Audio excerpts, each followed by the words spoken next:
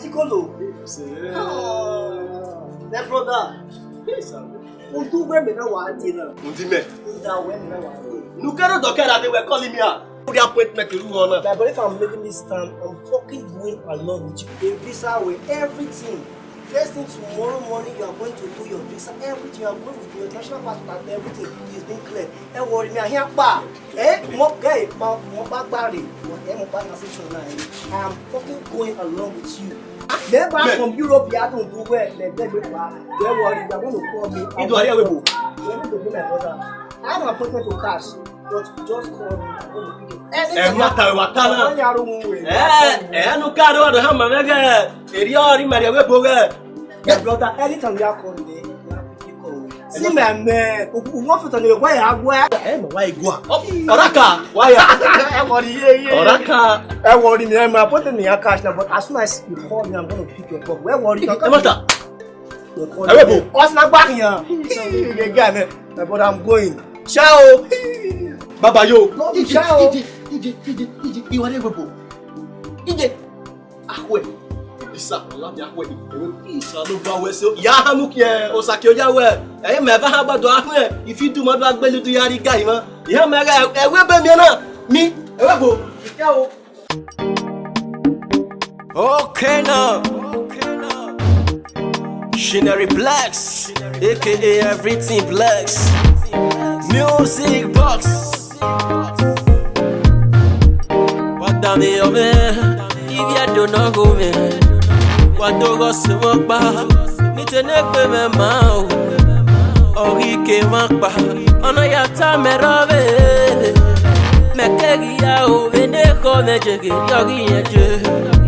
Amagi kume agi sete mi oma no jeve koma. Omo ni mori anya o. Otiwa, we so even do hammer we. So me aso wa now. Me afa ko do ya. Me aso yan megbe. Ase me ado ma do da. Baba yo. Ko yo. America. O ya America ni awa wa. Wa pa si mi ayewo na. I mo gbadun agbo foto. America ni wa mi na o ya hun awe mi me ya ka ma we wo na mo ma nya bo ro mori anya o wa ma doge go fu mori one o ma ni mo ti nya o we ma doge go fu me ti ne o ma na ja o yi wa ga mo ma yi gbinare u bi aki gbe yo ma o u pe wa ri se ba o ama e fi pa na ige ba ri egbiwe my Sedonia, you we know,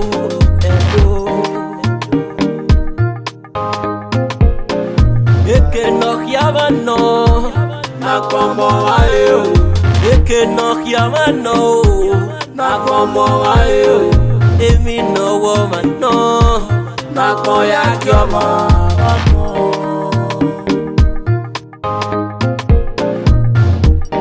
Yang woman on my way now, and we am one. Talk after one is I, Agilele, Isaro.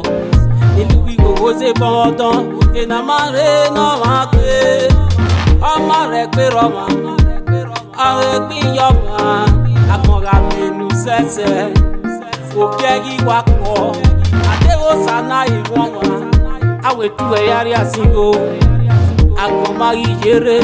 Awo jage naka akoma yiyo awu se ni makase o ayiyo we yarugo ayore abigai igwe natana iwe mati ebe to yo igwe mala Yesu ku o ma we ni mageke mi magaki ara o ina libertad si megi sedo inata posebe o ekebe ya gbon webu o we ga kian ku igwe o Nitamo se mebe koko oya eti nazap ina ya me ya ta eke no kya wano na komo aye o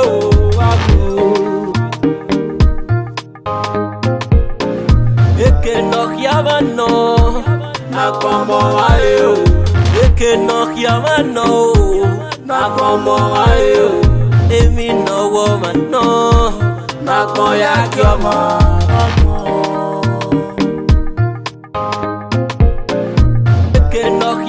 no, na como ayo. Eke no yama no. Nakomo ayo. Emi no woman no. Nakoya kyomo. Edo. No me yo body refe. Ba mi no mo yan me sabo. Tiga ke ba mu yan ho. Yo ba ma ya se pe ya e. Oh no ya dame o. Agboga mi go ma fe. Aye atawe kie. Eni ana mi age na me yo bo ore repe o. Papa rio bo me. Yo bo we no ni merike. O sa me rio bo re. Yo bo we no ni merike o. Unda na pon uno ma. Wa me ge gonna give fu egbe o.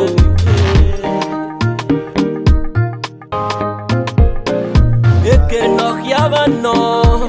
Nakomo ayo. Eke no yama no. Nakomo ayo. Emi no woman no. Nakoya kyomo. Yo. Okay, now Hempview music. Rolex International. Zilot on the beat. Atete Wana Bologna City. Hempview music. Derek. Up together, man. Music boss. Louis Smile. Short money sing song. Alright.